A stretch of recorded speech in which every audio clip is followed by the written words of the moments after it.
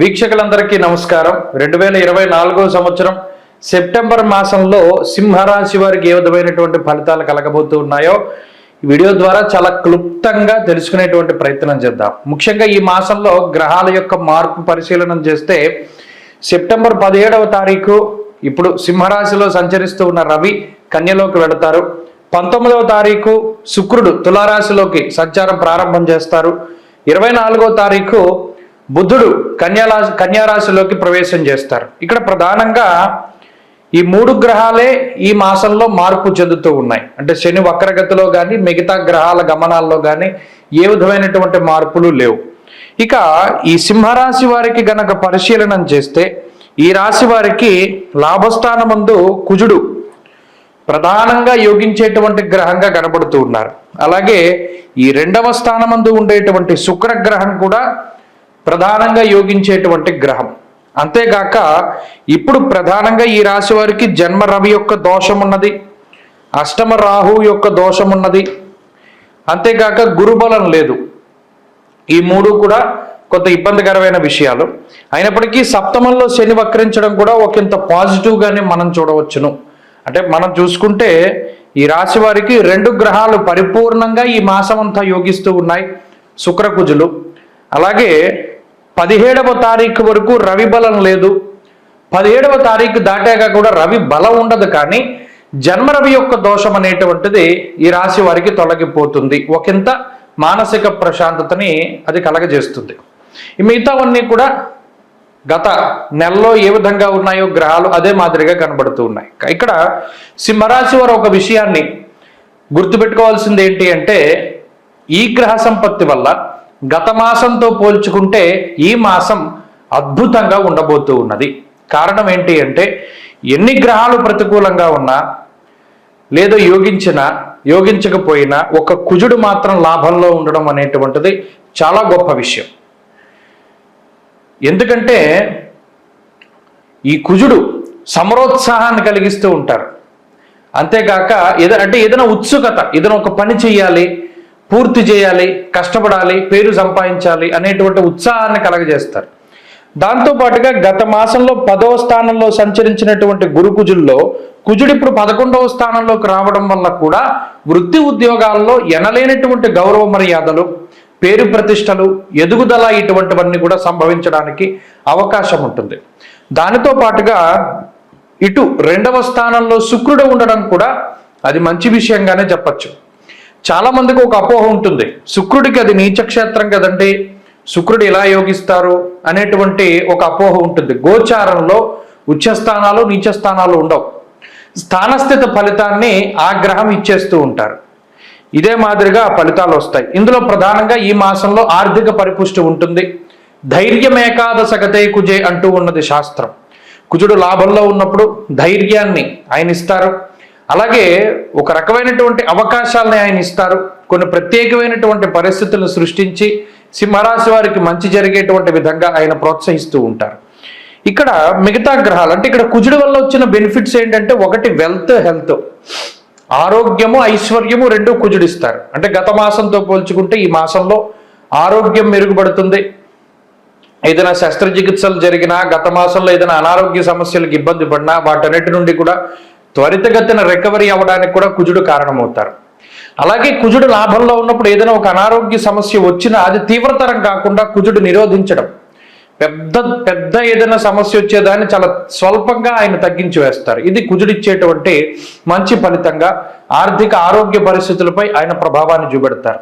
మిగతా గ్రహాల వల్ల సింహరాశి వారికి కొన్ని చిన్న సమస్యలు ఉన్నాయి. దేహాతిచిత్త సంతాప కాలాతిక్రమ భోజనం.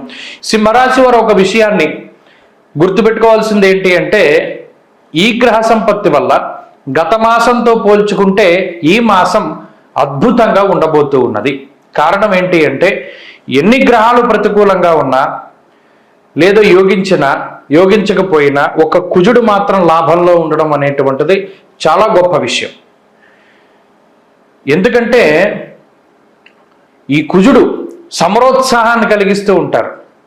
అంతేగాక ఏదైనా ఉత్సుకత, ఏదైనా ఒక పని చేయాలి, పూర్తి చేయాలి, కష్టపడాలి, పేరు సంపాదించాలి అనేటువంటి ఉత్సాహాన్ని కలగజేస్తారు. దాంతో పాటుగా గత మాసంలో 10వ స్థానంలో సంచరించినటువంటి గురు కుజుల్లో కుజుడు ఇప్పుడు 11వ స్థానంలోకి రావడం వల్ల కూడా వృత్తి ఉద్యోగాల్లో ఎనలేనటువంటి గౌరవ మర్యాదలు, పేరు ప్రతిష్టలు, ఎదుగుదల ఇటువంటివన్నీ కూడా సంభవించడానికి అవకాశం ఉంటుంది. దానితో పాటుగా ఇటు 2వ స్థానంలో శుక్రుడు ఉండడం కూడా అది మంచి విషయంగానే చెప్పచ్చు. చాలా మందికి ఒక అపోహ ఉంటుంది, శుక్రుడికి అది నీచక్షేత్రం కదండి, శుక్రుడు ఎలా యోగిస్తారు అనేటువంటి ఒక అపోహ ఉంటుంది. గోచారంలో ఉచ్చస్థానాలు నీచస్థానాలు ఉండవు, స్థానస్థిత ఫలితాన్ని ఆ గ్రహం ఇచ్చేస్తూ ఉంటారు. ఇదే మాదిరిగా ఫలితాలు వస్తాయి. ఇందులో ప్రధానంగా ఈ మాసంలో ఆర్థిక పరిపుష్టి ఉంటుంది. ధైర్యం ఏకాదశగతే కుజే అంటూ ఉన్నది శాస్త్రం. కుజుడు లాభంలో ఉన్నప్పుడు ధైర్యాన్ని ఆయన ఇస్తారు. అలాగే ఒక రకమైనటువంటి అవకాశాలని ఆయన ఇస్తారు. కొన్ని ప్రత్యేకమైనటువంటి పరిస్థితులను సృష్టించి సింహరాశి వారికి మంచి జరిగేటువంటి విధంగా ఆయన ప్రోత్సహిస్తూ ఉంటారు. ఇక్కడ మిగతా గ్రహాలు అంటే ఇక్కడ కుజుడు వల్ల వచ్చిన బెనిఫిట్స్ ఏంటంటే, ఒకటి వెల్త్, హెల్త్, ఆరోగ్యము, ఐశ్వర్యము రెండు కుజుడిస్తారు. అంటే గత మాసంతో పోల్చుకుంటే ఈ మాసంలో ఆరోగ్యం మెరుగుపడుతుంది. ఏదైనా శస్త్రచికిత్సలు జరిగినా, గత మాసంలో ఏదైనా అనారోగ్య సమస్యలకు ఇబ్బంది పడినా వాటన్నిటి నుండి కూడా త్వరితగతిన రికవరీ అవ్వడానికి కూడా కుజుడు కారణమవుతారు. అలాగే కుజుడు లాభంలో ఉన్నప్పుడు ఏదైనా ఒక అనారోగ్య సమస్య వచ్చినా అది తీవ్రతరం కాకుండా కుజుడు నిరోధించడం, పెద్ద ఏదైనా సమస్య వచ్చేదాన్ని చాలా స్వల్పంగా ఆయన తగ్గించి వేస్తారు. ఇది కుజుడిచ్చేటువంటి మంచి ఫలితంగా ఆర్థిక ఆరోగ్య పరిస్థితులపై ఆయన ప్రభావాన్ని చూపెడతారు. మిగతా గ్రహాల వల్ల సింహరాశి వారికి కొన్ని చిన్న సమస్యలు ఉన్నాయి. దేహాతిచిత్త సంతాప కాలాతిక్రమ భోజనం. ఇక్కడ 1వ స్థానమందు జన్మరాశి యందు రవి బుధులు సంచరించడం అది మంచిది కాదు. చాలా మంది దీన్ని బుధాదిత్య యోగంగా వర్ణించి ఇంకేముంది రాజయోగం వస్తుందంటారు. గోచారంలో బుధాదిత్య యోగాలు అవి ఉండవు. జన్మ రవి కానీ జన్మ బుధుడు కానీ దోషప్రదులు. దీనివల్ల కొంత అతి విశ్వాసం అనేటువంటిది వస్తూ ఉంటుంది. ఓవర్ కాన్ఫిడెన్స్ వల్ల దెబ్బతిండడం, ఎక్కువ శరీరం శ్రమ పడుతూ ఉండడం, మతిమరుపు పెరుగుతూ ఉండడం, కంగారులో ఏదైనా ఒక పని మర్చిపోతూ ఉండడం, కొన్ని ముఖ్యమైనటువంటి పనులు వాయిదా వేసుకోవడం, ఇటువంటివన్నీ కూడా దీనివల్లే జరుగుతాయి.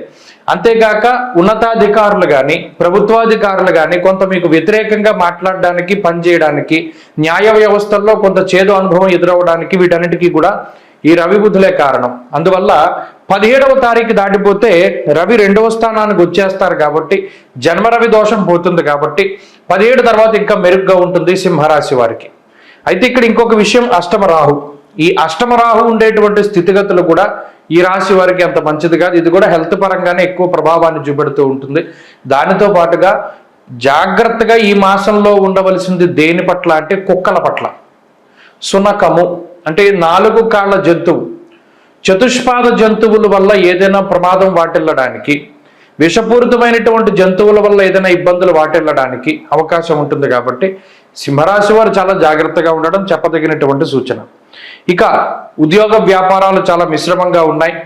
ప్రత్యేకించి గత మాసంతో పోల్చుకుంటే మాత్రం చాలా మెరుగ్గా ఉంటాయి. ఎందుకంటే కుజుడి యొక్క అనుకూలత ఉంది కాబట్టి అభివృద్ధిలోనే ఉన్నట్టు గత మాసంతో పోల్చుకుంటే.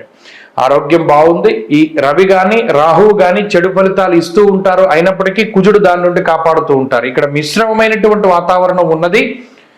కానీ 17వ తారీఖు దాటిపోతే ఈ రవి యొక్క దోషం కూడా తొలగిపోతుంది కాబట్టి అన్నీ కూడా సర్దుకోవడానికి అవకాశం ఉంటుంది. కాబట్టి సింహరాశి వారికి చెప్పొచ్చేది ఏంటంటే, కుజుడు బలంగా ఉన్నంత వరకు సమస్యలు వచ్చినా భయపడాల్సిన పని లేదు. వస్తాయి, వాటంతటవే తగ్గుముఖం పడతాయి. కాబట్టి ఈ బలాన్ని పెంపొందించుకోవడానికి ఈ మాసంలో మరింత అనుకూలమైనటువంటి ఫలితాలను సాధించడానికి ఎక్కువగా సూర్యుడి యొక్క ఆరాధనే చేయాలి. రాస్యాధిపతి రవి కాబట్టి రవి ఆరాధన చేయండి.